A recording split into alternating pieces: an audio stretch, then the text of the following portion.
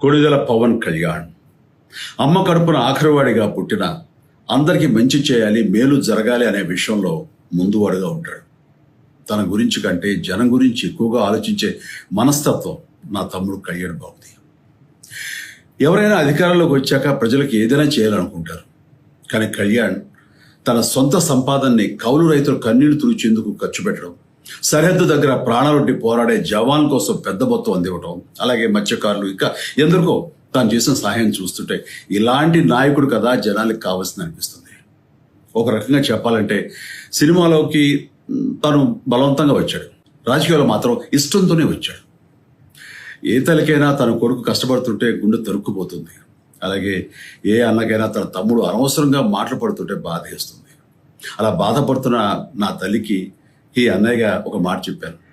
నీ కొడుకు ఎంతో మంది తల్లుల కోసం, వాళ్ళ బిడ్డల భవిష్యత్తు కోసం చేసి